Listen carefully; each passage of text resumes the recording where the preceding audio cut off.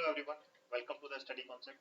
आज हम समझेंगे इस्लाम के उदय के बारे में। इस्लाम धर्म किस तरीके से शुरू हुआ और कैसे इसका विस्तार हुआ, इसके बारे में हम जानेंगे। तो सभी स्टूडेंट फटाफट मेरे इस वीडियो के साथ में जुड़ जाएं और मेरे चैनल को सब्सक्राइब कर लें अगर अभी तक आपने मेरे चैनल को सब्सक्राइब नहीं किया है। लगातार मैं अपने चैनल के माध्यम से वो सारे इंपॉर्टेंट टॉपिक कवर करता हूँ जो कि एग्जाम में पूछे जाते हैं, सिविल सर्विसेज या फिर अन्य किसी भी एग्जाम की आप तैयारी कर रहे हैं, सभी के लिए इंपॉर्टेंट टॉपिक्स मैं अपने चैनल के माध्यम से लाता हूँ। तो फटाफट मेरे चैनल को सब्सक्राइब कर लें और नोटिफिकेशन के साथ में। तो आज हम कवर करने वाले हैं इस्लाम, इसकी शुरुआत कैसे हुई। तो सबसे पहले हम समझेंगे कि इस्लाम है क्या, एक्चुअली इस्लाम को क्या बेसिक कॉन्सेप्ट समझते हैं। उसके बाद में हम पहुंचेंगे आगे कि इस्लाम का उदय कैसे हुआ, यानी कि इस्लाम की शुरुआत कैसे हुई, इस्लाम धर्म कैसे शुरू हुआ, तो उसके बारे में भी हम जानेंगे। लेकिन सबसे पहले जानते हैं कि इस्लाम धर्म है क्या वर्तमान में और किस तरीके से इसको मानते हैं। तो सबसे पहले तो इस्लाम जो धर्म है वो एक ईश्वर को मानता है, यानी कि एक ईश्वरवाद है, यानी कि इसको बोल सकते हैं हम, इसका मतलब है कि इस्लाम क्या है, एक ईश्वर को मानने वाला, एक ईश्वर, एक ईश्वर को जो मानता है, ठीक है ना, मानने वाला धर्म है ये, एक ईश्वर को मानने वाला ये धर्म, और इसको अन्य अलग अलग भाषाओं में अलग अलग रूप में इसका, इनके जो ईश्वर है उनको हम नाम दिए गए हैं। जैसे कि हम बोले तो अरबी भाषा में, अरबी भाषा में ईश्वर को अल्लाह बोला गया है, ठीक है। इसी तरीके से अगर हम फारसी भाषा में बात कर लें, फारसी भाषा में तो इनको खुदा, खुदा बोला गया है, खुदा कहा जाता है। तो इस तरीके से ईश्वर जो कि एक ऐसी मान्यता देता है जिसमें कि मूर्ति रूप में इसको नहीं मानते हैं, और ईश्वर को की कल्पना करना, ठीक है ना, सिर्फ इसकी कल्पना कर सकते हैं, और उसकी कल्पना करके उसको हम साकार रूप में नहीं मानते हैं, इसको कि निर्गुण रूप में, यानी कि निराकार, इसका कोई आकार नहीं है, उस तरीके की इसमें कल्पना की जाती है, यानी कि इसमें मूर्ति पूजा करना पूरी तरीके से इस्लाम में वर्जित रखा गया है। तो इसको हम किस तरीके से ले सकते हैं कि इस्लाम धर्म में मूर्ति पूजा वर्जित है, ठीक है ना। तो क्या है इसमें अगला पॉइंट, अगला पॉइंट क्या होगा इसमें, मूर्ति पूजा, मूर्ति पूजा, मूर्ति पूजा, मूर्ति पूजा इसमें वर्जित है, मूर्ति पूजा इसमें क्या है, वर्जित। तो इस तरीके से ये तीन चार पॉइंट्स बहुत ही ज्यादा इंपॉर्टेंट इस्लाम के धर्म में बताए गए हैं, जिसमें कि मूर्ति पूजा इसमें वर्जित है। और साथ ही साथ इस्लाम धर्म को अलग रूप से भी माना गया, यानी कि इसके जो पांच इंपॉर्टेंट पिलर्स हैं उसमें इसमें मुख्य धारणा इसमें बिल्कुल मानी जाती है, जो कि पांच पिलर्स जो कि इस्लाम धर्म में माने गए हैं। तो सबसे पहला जो पिलर है उसके बारे में हम समझ लेते हैं। अगर हम पहला पिलर, यानी कि इसको हम पहला स्तंभ बोल सकते हैं, पहला जो स्तंभ है वो क्या है, वो है कलमा। पहला स्तंभ क्या है, कलमा। कलमा का मतलब होता है, इसमें एक पूरा का पूरा एक शब्द है, पूरा का पूरा एक वाक्य है, जिसको कि हम ला इलाहा, ला इलाहा लिख देता हूं मैं, याद रखिएगा, ला इलाहा इल्लल्लाह मोहम्मद, मोहम्मद ए रसूल अल्लाह। तो ये कलमा का मतलब ये है, ला इलाहा इल्लल्लाह मोहम्मद रसूलुल्लाह। इसका मतलब है कि अल्लाह एक है, इस्लाम के में ये बताया गया है कि अल्लाह एक है और इसके जैसा कोई नहीं है, ठीक है ना। और मुस्लिम धर्म में मानता है कि मोहम्मद पैगंबर साहब, जो कि मोहम्मद हजरत पैगंबर थे, वही अल्लाह के आखिरी दूत इसमें बताया गया है, ठीक है ना। तो अगला पॉइंट क्या होगा, इसमें मान्यता ये है कि अल्लाह के एक ही पैगंबर रहे हैं, ठीक है ना। कौन थे पैगंबर, पैगंबर हजरत, हजरत मोहम्मद, ठीक है ना, जो कि अल्लाह के क्या थे, ये आखिरी दूत, आखिरी दूत इनको मानते हैं, ठीक है ना। और आखिरी दूत ये क्यों है, क्योंकि इनको अल्लाह के द्वारा पवित्र कुरान पुस्तक देकर इनको इस्लाम धर्म की प्रचार, ठीक है ना, प्रचार के लिए, इस्लाम धर्म के विस्तार के लिए भेजा था, ये मानते हैं। तो क्या है यहाँ पर, इनको कुरान, ठीक है ना, जो इनके मैसेंजर मतलब दूत थे, अल्लाह के जो दूत थे, ठीक है ना, अल्लाह के दूत जिनको कि जिब्राइल कहा गया है, तो जिब्राइल के थ्रू इनको यहाँ पर ये कुरान मिली थी, ठीक है ना। जिब्राइल के थ्रू क्या मिली थी, कुरान की प्राप्ति हुई थी, जो कि अल्लाह की पवित्र कुरान है, ठीक है ना, कुरान जो कि पवित्र पुस्तक इनको प्राप्त हुई। और इसके द्वारा ये मैसेज दिया गया कि आप जो मोहम्मद हजरत मोहम्मद पैगंबर साहब है, उनको ये मैसेज दिया गया कि आप इस्लाम धर्म का प्रचार प्रसार करें और इसको आगे बढ़ाएं, ठीक है ना। अगला पॉइंट जो कलमा में बताया गया है, वो बताया गया है कि जो व्यक्ति बिना सवाल किए आंख बंद करके अल्लाह पर विश्वास करेगा, वही क्या कहलाएगा, मुस्लिम कहलाएगा, ठीक है ना, मुस्लिम कहलाएगा यहाँ पर। नहीं तो क्या होगा यहाँ पर, जो नहीं मानेगा, जो कि सवाल पूछेगा, प्रश्न लगाएगा, वो क्या कहलाएगा, गैर मुस्लिम कहलाएगा, गैर मुस्लिम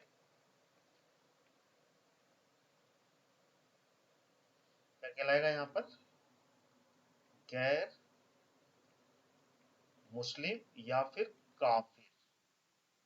इस तरीके के दो शब्द यहाँ पर दिए गए, यानी कि जो कि बिना किसी प्रश्न किए और आंख बंद करके अल्लाह पर विश्वास करेगा, जो उनका एक ईश्वर है उन पर विश्वास करेगा, वो मुस्लिम कहलाएगा।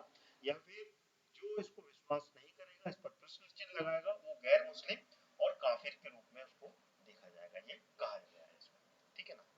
और एक व्यक्ति जो कि कलमा पर विश्वास करता है, जैसे कि मैंने आपको बताया, वही क्या कहलाएगा, मुस्लिम कहलाएगा।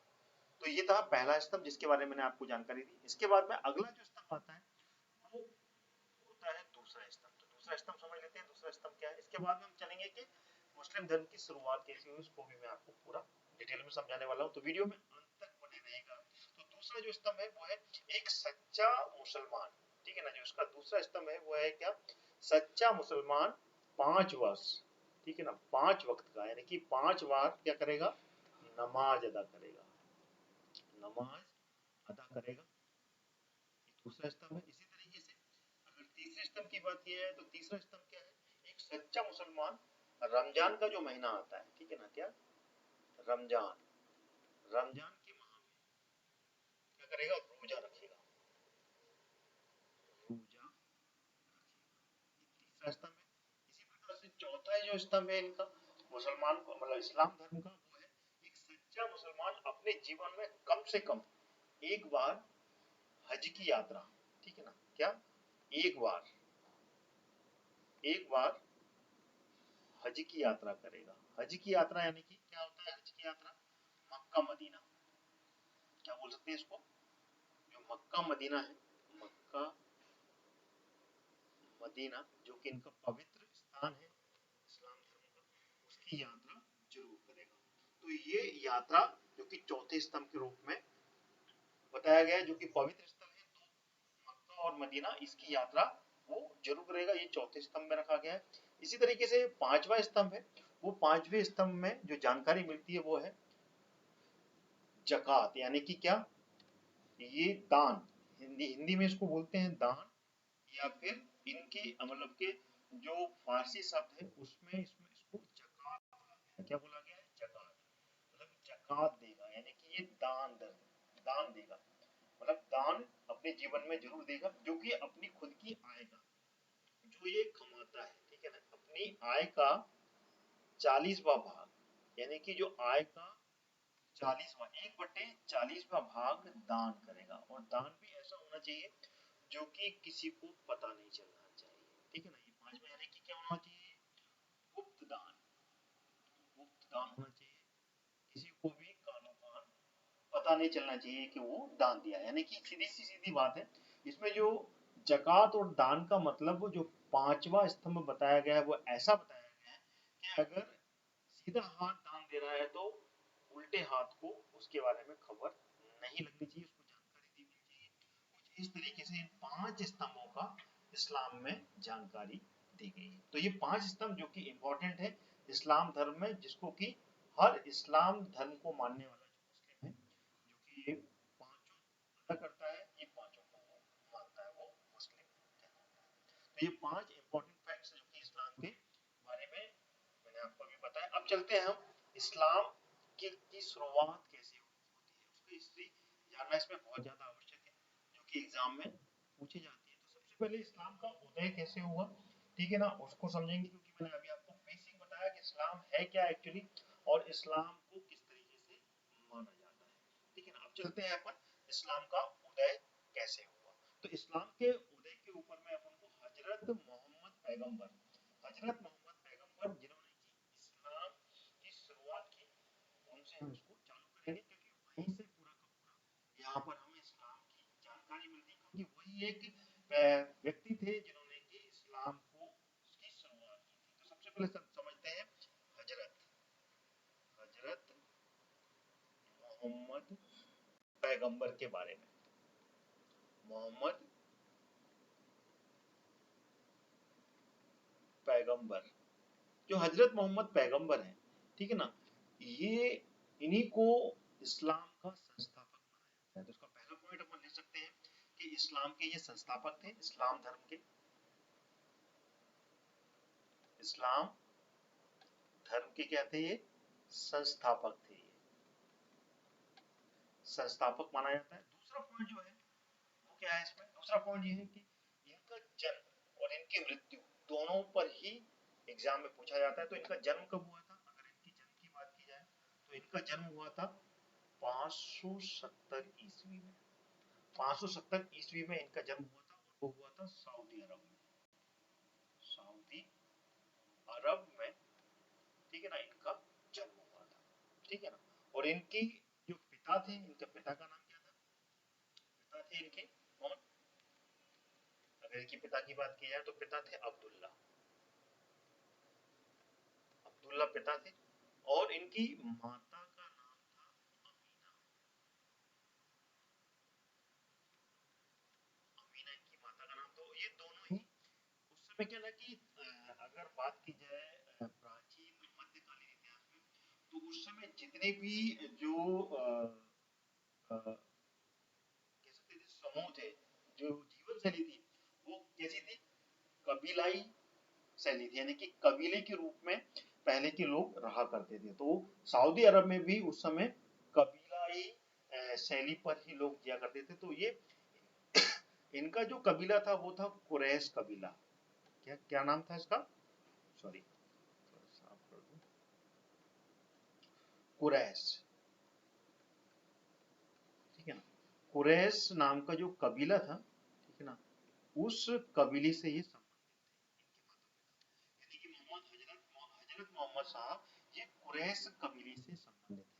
कुरैश से ही कुरैशी, जो आज के समय में हम इस्लाम में एक सरनेम देखते हैं कुरैशी, वो अपने आप को मोहम्मद हजरत मोहम्मद साहब का क्या वंशज मानते हैं। तो कुरैशी उसी ही धर्म से, यानी कि उसी ही कबीले से निकला हुआ एक सरनेम है, जो कि मुस्लिम समुदाय आज अपनाकर इसका उपयोग करते हैं। तो कुरैश कबीले से संबंधित थे कौन, हजरत मोहम्मद, जिनके पिता कौन थे, अब्दुल्ला, और माता ये दोनों ही कुरैश कबीले से संबंधित थे, ठीक है।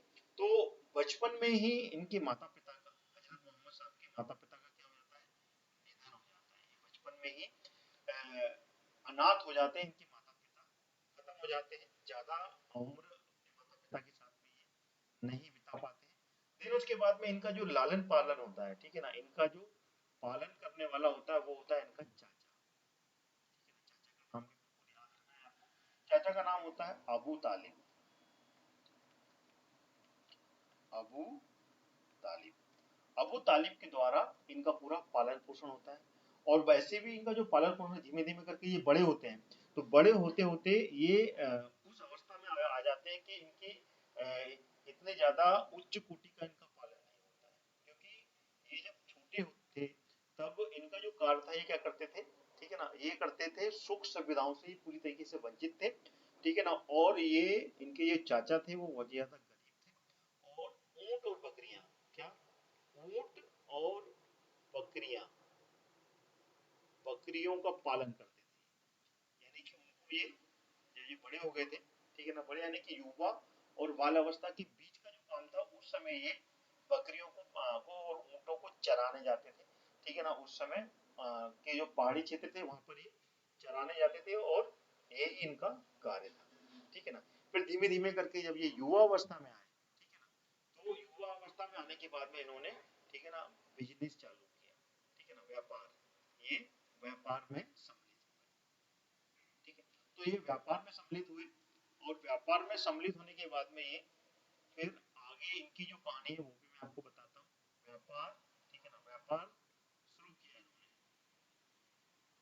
व्यापार शुरू किया,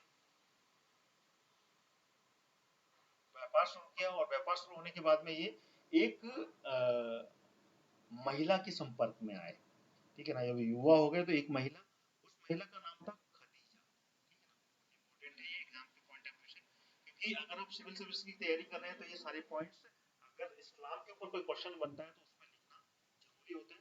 तो खदीजा नाम की एक महिला थी, ठीक है ना, जो कि इनसे उम्र में काफी ज्यादा बड़ी थी, महिला के संपर्क में आए, ठीक है ना, जो कि क्या थी, एक व्यापारिक महिला थी, यानी कि व्यापार करती थी, बिजनेस करती थी, और काफी ज्यादा संपन्न थी, ठीक है ना, संपन्न थी। और तो उसके संपर्क में आए और बिजनेस प्रारंभ किया उसके साथ में, और धीमे धीमे करके काफी ज्यादा मिलना जुलना इस महिला के साथ में हो गया। तो अंततः क्या हुआ, इस महिला के साथ में इनका विवाह हुआ, यानी कि ये इनकी पत्नी बनी, ठीक है ना, विवाह कर लिया इनके साथ में, विवाह कर लिया, विवाह कर लिया, ठीक है ना। और विवाह करने के बाद में ये, ठीक है ना, अपने वैवाहिक जीवन पर आगे बढ़े, और अपने उसी के साथ में ये बिजनेस करना प्रारंभ कर दिया, ठीक है। और जब बिजनेस प्रारंभ कर दिया तो बीच बीच में इनका मन जो वैवाहिक जीवन है उससे कभी धीमे धीमे करके रुग्ण हो गया। जब रुग्ण हुआ तो रुग्ण होने के बाद में वहीं पर सऊदी अरब में ही, मक्का के करीब में, कहाँ पर, मक्का के करीब, मक्का के पास, ठीक है ना, हीरा की गुफाएं हैं, हीरा की गुफा, गुफा स्थित है। उस गुफा में जाकर ये क्या करते थे, वहां पर घंटों तक वहां पर क्या सोचते रहते थे, ठीक है ना। वो घंटों तक वहां पर क्या करते थे, ये ध्यान मग्न रहते थे, ध्यान लगाते थे वहां पर, और सोचते थे कि आगे किस तरह से मैं अपने जीवन को और अच्छे से बढ़ा सकूं, तो सोच में मग्न रहते थे, ठीक है ना। और वो एक बार घटना ऐसी घटी, इसी तरीके से लगातार हर रोज वो वहां पर जाकर क्या करते थे, सोचा करते थे। और एक बार काफी समय तक, यानी कि काफी लंबे समय तक, काफी लंबा समय इन्होंने हीरा की गुफा में बिताया। उस गुफा में जब, हीरा की गुफा में जब समय बिताया, तो समय बिताने के दौरान उनको वहां पर अल्लाह, ठीक है ना, असल अल्लाह के जो दूत थे, ठीक है ना, अल्लाह के दूत कौन, जिब्राइल, अल्लाह के दूत जिब्राइल से उनकी क्या हुई, वो वहां पर उपस्थित हो गए, ठीक है।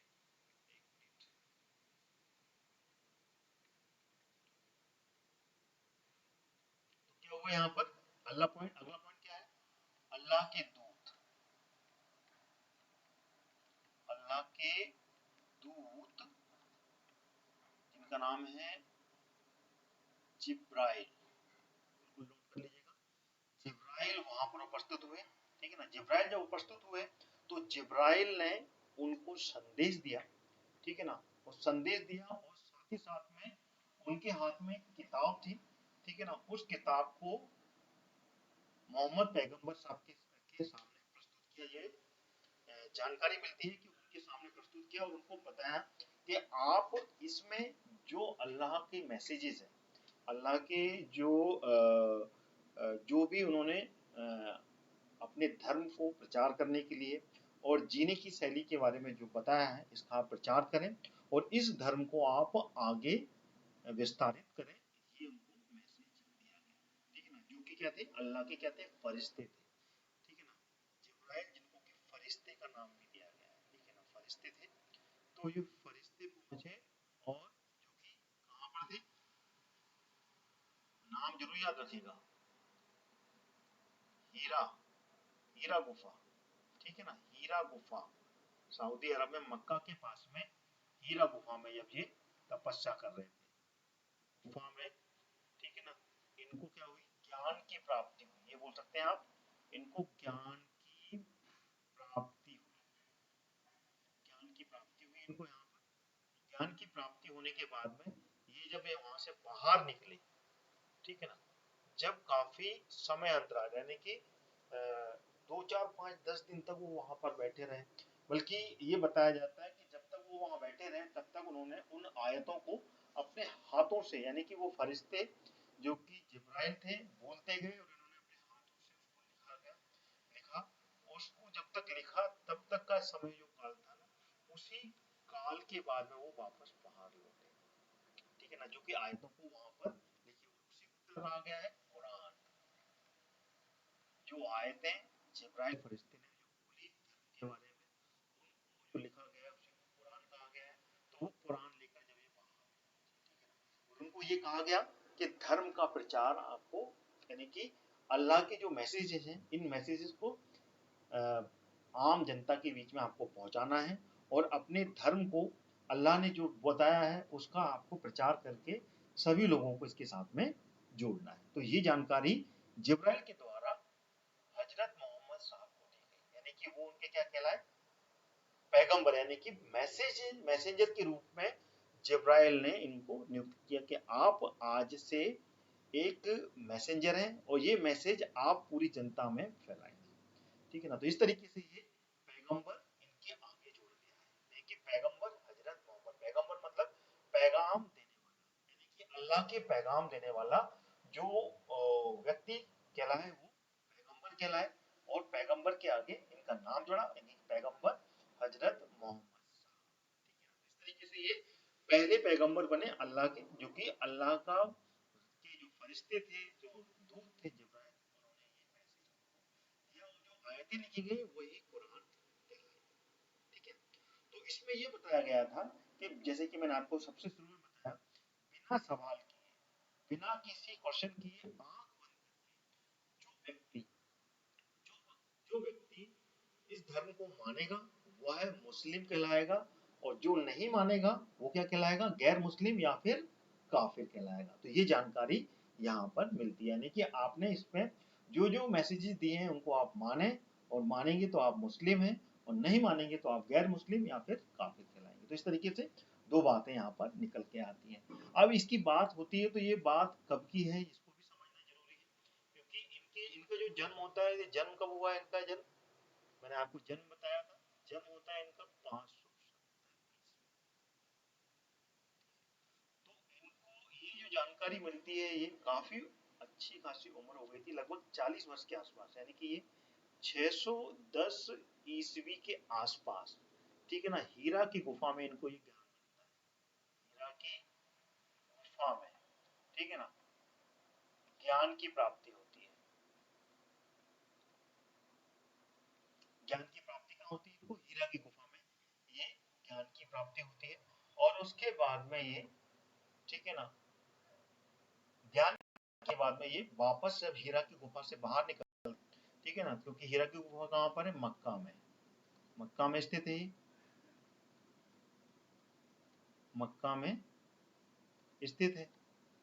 तो मक्का में स्थित है तो ये मक्का में आए और मक्का में इन्होंने इस्लाम धर्म का प्रचार, जिस समय इस्लाम धर्म का इन्होंने प्रचार किया था पहले से ही वहां पर दो बड़े बड़े कबीले, यानी कि दो बड़े बड़े धर्म पहले से वहां पर चल रहे थे। कौन कौन से थे पहले? यहूदी, और कौन कौन से धर्म थे वहां पर? ईसाई, ईसाई और यहूदी, ये धर्म पहले से वहां पर पॉपुलर थे। वहां के लोग इन दोनों धर्म को पहले से मानते थे। वहां पर जब पहले से ही मानते थे तो वहां पर पहले से पूजा का और मूर्ति पूजा का प्रचलन चल रहा था। जब मोहम्मद पैगंबर साहब ने अपने इस धर्म के बारे में जानकारी दी तो कई लोगों ने इस ईसाई धर्म को मानते थे, जो यहूदी धर्म को मानते थे, वो कबीला काफी बड़ा था, तो उन्होंने इसको नहीं माना। और कहीं ना कहीं पे जो लोग मान रहे थे, ठीक है ना, उससे क्या ना कि उनकी बातों को काफी लोगों ने स्वीकार करना चालू कर दिया, लेकिन उतना ज्यादा रेशो नहीं था जितना कि रेशो होना चाहिए था। तो यहाँ पर जनसंख्या के मुकाबले में ये थोड़े से कमजोर थे, तो इस कारण से कहीं ना कहीं इस धर्म की पॉपुलैरिटी दिन ब दिन बढ़ती चली जा रही थी। इस्लाम धर्म की पॉपुलैरिटी मक्का में बढ़ती चली जा रही थी। अतः कहीं ना कहीं पे ईसाई धर्म और यहूदी धर्म को अपना नुकसान पहुंचते होने के कारण इन्होंने यहाँ से इनको भगाने का प्लान किया, यानी कि यहाँ से इनको मक्का से क्या किया था, इनको बाहर निकाल दिया था। क्या किया था?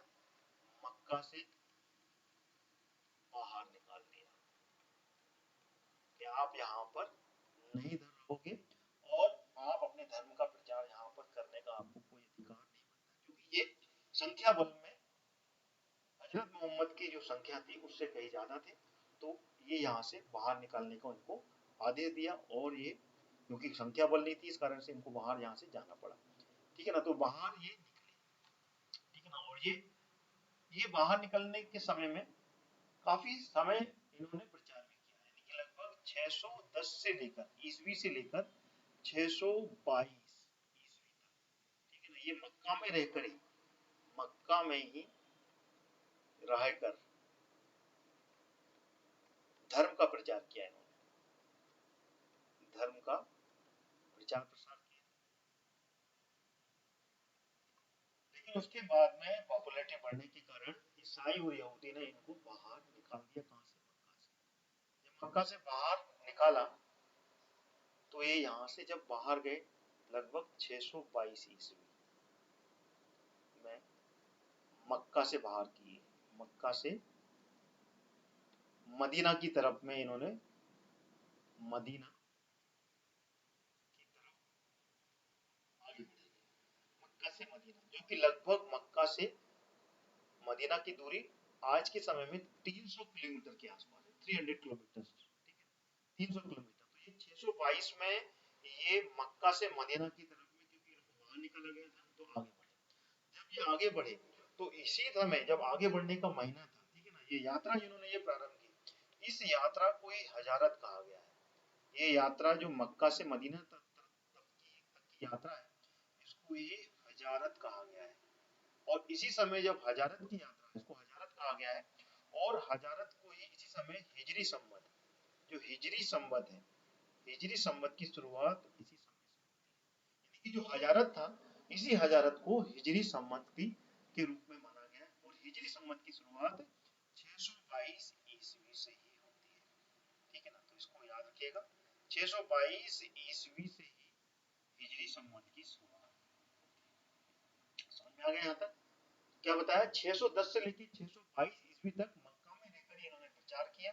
लेकिन यहूदी और जो ईसाई धर्म थे, जो कि वहां पर संख्या बल में ज्यादा थे, तो कहीं ना कहीं पे उनकी पॉपुलैरिटी कम हो रही थी, तो उनकी संख्या बल से उन्होंने उनको बाहर निकाल दिया। उनके साथ में जो उनके अनुयायी थे, उनके जो फॉलोअर थे, जो कि वहां पर पिछले 12 वर्ष में बन गए थे, उनके साथ में हो लिए, और उन्होंने वहां से कदम आगे बढ़ाया मक्का से मदीना की तरफ में। मक्का से मदीना की तरफ में जैसे आगे कदम बढ़ाया, तो जिस समय इन्होंने ये यात्रा प्रारंभ की उसको हजारत कहा गया, और इस हजारत को ही हिजरी संवत की शुरुआत का समय कहा जाता है, यानी कि 622 ईस्वी के आसपास हिजरी संवत की शुरुआत होती है, ठीक है ना, जो कि मुस्लिम धर्म आज के समय मानते हैं, ठीक है। तो यहाँ तक की बात है आपको मेरे ख्याल से क्लियर हो गई होगी, यानी कि इस्लामिक कैलेंडर की शुरुआत जो होती है वो इसी समय होती है जब इनकी यात्रा मक्का से मदीना की तरफ में करते हैं, यानी कि मक्का से मदीना तक की पहुंचने की यात्रा को ही हजरत कहा गया है, और इसी में हिजरी हिजरी संवत यानी कि इस्लामिक कैलेंडर की शुरुआत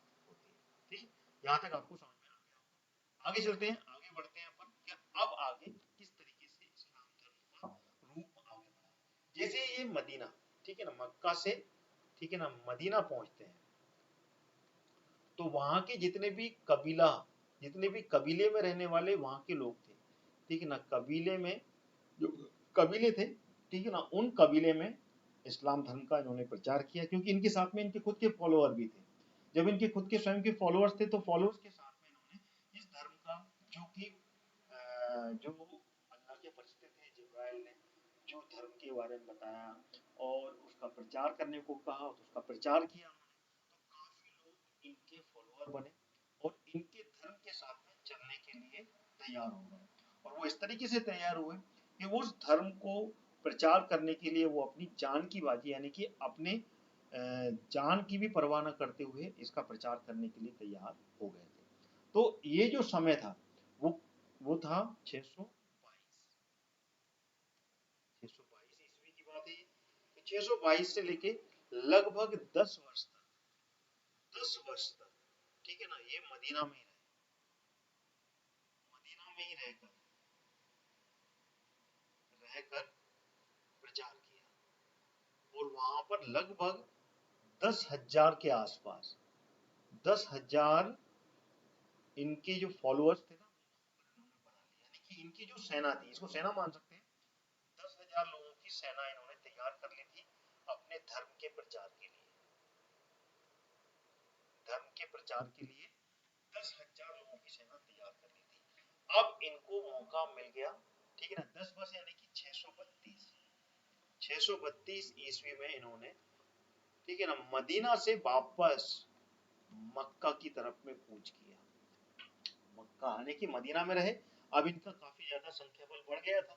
वापस ये मक्का की तरफ में 632 ईस्वी में वापस लौटे और यहाँ पर अपनी संख्या बल के अनुसार वहां पर जितने भी लोग रह रहे थे सब में धर्म का प्रचार किया और संख्या बल इनकी ईसाई और यहूदियों से ज्यादा हो गई थी। तो वहां पर अपने संख्या बल और अपनी शक्ति का उपयोग करते हुए जितने भी वहां पर लोग थे जिन्होंने माना, ठीक है ना, उनमें से अधिकतर लोगों ने इस्लाम धर्म को स्वीकार किया और इस्लाम धर्म को आगे बढ़ाया। लेकिन वहां पर ज्यादा समय तक ये नहीं रह पाए और अंततः 632, ठीक है ना, 632 ईस्वी में इनकी मृत्यु हो जाती है। किसकी? इस्लाम मोहम्मद पैगंबर साहब की 632 ईस्वी में पैगंबर साहब के, मोहम्मद पैगंबर, ठीक है ना, मोहम्मद हजरत पैगंबर बोलते हैं, हजरत पैगंबर, सॉरी, पैगंबर की क्या हो जाती है? मृत्यु हो जाती है। इनकी मृत्यु 632 ईस्वी में इनकी मृत्यु हो जाती है। और मृत्यु के बाद में अब क्या, बहुत ही ज्यादा विकट परिस्थिति आ जाती है, क्योंकि जो मैसेंजर थे वो हजरत मोहम्मद साहब थे और इन्हीं को ही जिब्राइल के द्वारा इनको प्रचार करने के लिए अपॉइंट किया गया था। अब क्या होता है 632 में काफी उम्र हो जाती है, क्योंकि इनका जन्म होता है 670 ईस्वी में और 570 ईस्वी में, और 570 से लेके 632 तक ये लगभग 62 वर्ष की उम्र के होते हैं।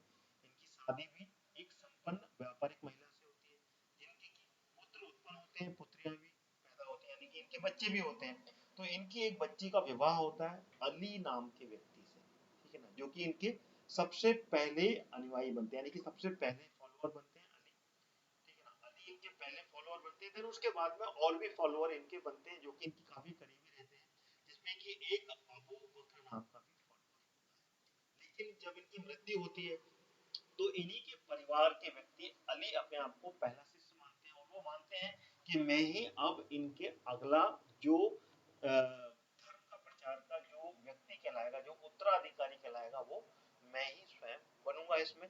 तो यहाँ पर मृत्यु के बाद में सबसे बड़ा सवाल ये पैदा बनता है कि अब मोहम्मद साहब के बाद में उनका उत्तराधिकारी कौन बनेगा, यानी कि अब धर्म के प्रचार के लिए जो पहला व्यक्ति होगा वो कौन कहलाएगा, क्योंकि मोहम्मद हजरत साहब की तो मृत्यु हो जाती है 632 में। तो उसमें यहाँ पर जो उनके पहले फॉलोअर होते हैं अली और अली के साथ में और भी अन्य जो उनके शिष्य हुआ करते हैं, जो कि इसमें अबू बकर का नाम आता है। तो इसमें यहाँ पर ये थोड़ी सी समानता नहीं बन पाती है। तो यहाँ पर अली को ना बनाते हुए जो कि उनके दामाद होते हैं, यानी कि उनकी पुत्री का विवाह अली के साथ में होता है, जो उनके दामाद होते हैं, उनको ना बनाते हुए उनके जो शिष्य होते हैं अबू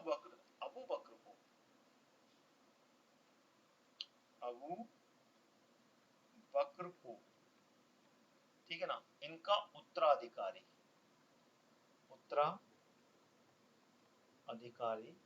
बनाया। लेकिन इसमें 632 में, ठीक है ना, खलीफा संगठन की, ठीक है ना, खलीफा या फिर खिलाफत बोल सकते हैं, खिलाफत संगठन का गठन होता है पहले तो, और उस गठन के द्वारा ही यहाँ पर खलीफा, क्योंकि जितने भी हजरत मोहम्मद के साथ बाद में जो उत्तराधिकारी बने वो क्या कहलाए, खलीफा कहलाए, क्या कहलाए, वो खलीफा कहलाए। तो पहले खलीफा कौन बनते हैं, अबू बकर। जब अबू बकर इसके खलीफा बन जाते हैं तो अबू बकर के बाद में ही फिर नंबर लगता है किसका, लगभग 4 वर्ष के बाद में, यानी कि चौथे बोल सकते हैं। पहले अबू बकर बने, उसके बाद में दो और खलीफा आए, उसके बाद में फिर पैगम उत्तराधिकारी में अली का नंबर लगता है। अली कौन से थे, चौथे नंबर के, चौथे नंबर के खलीफा बनते हैं यहाँ पर, ये ध्यान रखिएगा। पहले नंबर के अबू बकर, उसके बाद में दो खलीफा और आए, उसके बाद में मोहम्मद पैगंबर साहब के जो दामाद रहे अली, वो चौथे नंबर के, जैसे चौथे नंबर के खलीफा उत्तराधिकारी के रूप में ये आते हैं, तो ये क्या है ना, ये अपने हिसाब से धर्म का प्रचार शुरू कर देते हैं। जब धर्म का प्रचार शुरू करते हैं तो इसमें जो आयतें हैं वो हजरत मोहम्मद साहब को, जो कि जिब्राइल फरिश्ते के द्वारा लिखाई गई थी, वो कुरान कहलाई। और जो प्रचार कहा गया, जो कि इन्होंने विभिन्न सभाओं लेकर अपने मुख से जो शब्द कहे गए, ठीक है ना, वो सभाओं के द्वारा सुनकर सुनकर जो लोग वहां पर जो खलीफा, जो कबीलाई लोग थे, उन्होंने धर्म को अपनाया, वो सब धर्म को अपनाया, वो सुनकर, ना कि कुरान पढ़कर इन्होंने अपनाया, क्योंकि उस समय के लोग क्या थे, इतने ज्यादा पढ़े लिखे तो थे नहीं, इतने ज्यादा ज्ञान वाले तो थे नहीं, तो सुनकर जो कहलाए उन्होंने धर्म को अपनाया। और जिन्होंने की आयतें पढ़ी, दो आयतें, अली, अली यानी कि उनके दामाद थे, जो कि कुरान को पढ़कर इन्होंने उस धर्म को अपनाया, तो ये पढ़कर धर्म को अपनाने वाले थे, जो कि खलीफा बने चौथे नंबर के, यानी कि कुरान की आयतों को पढ़कर इन्होंने धर्म को अपनाया और उस धर्म का प्रचार इन्होंने शुरू किया। और बाकी के जो कबीलाई लोग थे वो मोहम्मद हजरत साहब की, ठीक है ना, सभा के द्वारा जो उन्होंने धर्म का प्रचार किया उसको सुनकर उन्होंने धर्म को अपनाया। अतः इन दोनों में, क्योंकि इन्होंने क्या अपनी आयतों, ठीक है ना, कबीला ये कुरान की आयतों को फॉलो करके धर्म का प्रचार किया अली ने, और बाकी ने जो सभाओं से संबोधित होकर जो धर्म को अपनाया था उसको आगे बढ़ाया। तो कहीं ना कहीं इन दोनों में विवाद होना चालू हो गया, ठीक है ना। तो दोनों में यहाँ पर दोनों मुस्लिम, इन मुस्लिमों में विवाद हुआ, और जब विवाद हुआ तो विवाद होने पर ये जो धर्म था, ठीक है ना, इस्लाम धर्म, इस्लाम धर्म दो समुदायों में विभाजित हो गया। कब हुआ ये, जब अली, ध्यान रखिएगा, दो समुदाय, दो समुदाय बने जब अली, ध्यान रखिएगा, अली खलीफा बने, अली खलीफा नियुक्त हुए थे।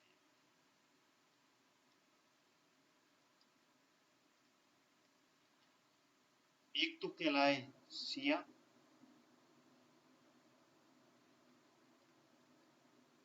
और दूसरे कहलाए सुन्नी, ठीक है ना। जो सिया वाले थे, जो सिया वाले थे वो अली के फॉलोअर रहे, जो सुन्नी थे, ठीक है ना, वो अन्य समुदाय, अन्य जो समुदाय था उसके फॉलोअर रहे। अगर इनके परसेंटेज की बात की जाए तो इनका जो परसेंटेज है, अगर सिया के फॉलोअर की बात की जाए तो सिया के जो फॉलोअर थे, ठीक है ना, वो कहलाए कम से कम 15 से 20%, यानी कि जो सिया समुदाय में विभाजित हुए वो 15 से 20% लोग ही थे, ठीक है ना, कितने, 15 से 20% लोग सिया को मानने वाले थे, और 80 से 85% लोग, जो समुदाय था वो सुन्नी समुदाय का था, ठीक है ना। यानी कि जो मोहम्मद साहब के पहले अली थे, अली जो कि अपने आप को पहले उत्तराधिकारी मानते थे, वो सिया कहलाए, ठीक है ना। लेकिन जो बाकी के अबू बकर और अन्य थे वो सुन्नी कहलाए, और वो लगभग उनकी जो संख्या बल था वो 85% था। तो इस तरीके से ये इस्लाम धर्म अली के खलीफा बनने के बाद में दो धर्म में, दो समुदाय में विभाजित हो जाता है, शिया और सुन्नी। शिया वाले 15 से 20% और सुन्नी वाले 80 से 85%। तो ये जो समुदाय है, इन समुदायों में लगभग 200 वर्षों तक संघर्ष चलता रहा। ठीक है ना, जब ये समुदाय दो भागों में विभाजित हो गए, ठीक है ना, तो लगभग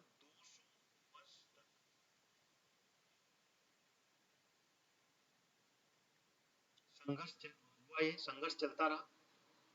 ठीक है ना, ये मान सकते हैं इसमें, ये संघर्ष है ना 200 वर्ष तक चलता रहा। उसके बाद में इस धर्म में भी एक थोड़ा सा परिवर्तन आया। इन दोनों के मतभेद, यानी कि शिया और सुन्नी, ठीक है ना, शिया और सुन्नी में मतभेद को कम करने के लिए, मतभेद मतभेद कम करने के लिए क्या क्या हुआ, एक नए समुदाय ने जन्म लिया, और वो समुदाय था सूफी। सूफी समुदाय ने जन्म लिया लगभग 200 वर्ष के बाद। तो कुछ इस तरीके से इस्लाम धर्म की शुरुआत हुई। तो ये छोटा सा पॉइंट मैंने आपको बताया, क्योंकि सूफी धर्म काफी ज्यादा अलग है, क्योंकि सूफी एक अलग टॉपिक बन जाता है। तो अगले टॉपिक्स जब मैं लेके आऊंगा तब मैं आपको सूफी के बारे में और जानकारी दूंगा। तो इस्लाम, इसमें मैंने आपको इस्लाम धर्म के बारे में पूरी जानकारी दी। इस्लाम धर्म की शुरुआत कैसे होती है, किस तरीके से हिजरी संवत की शुरुआत हुई है, और जो कि इस्लामिक कैलेंडर के रूप में जाना जाता है, और मोहम्मद हजरत साहब के बारे में जानकारी मैंने इसमें आपको दी। वीडियो कैसा लगा आप कमेंट्स करके बताएं, और अगर वीडियो पसंद आया है तो मेरे चैनल को सब्सक्राइब कर लें और वीडियो को लाइक करना ना भूलें। अगली वीडियो में आपको और भी अन्य इंपॉर्टेंट टॉपिक्स लेके आऊंगा जो कि आपके एग्जाम्स के लिए इंपॉर्टेंट है। Thank you so much watching my this video till and. अगला वीडियो में जरूर लेके आऊंगा। मेरे चैनल को ट्यून करके आप बाकी के अन्य वीडियो देखना ना भूलें, जिसमें कि मैंने वो सारे इंपॉर्टेंट टॉपिक्स कवर किए जो कि आपके एग्जाम के लिए बहुत ज्यादा जरूरी है। Thank you so much watching this video till and.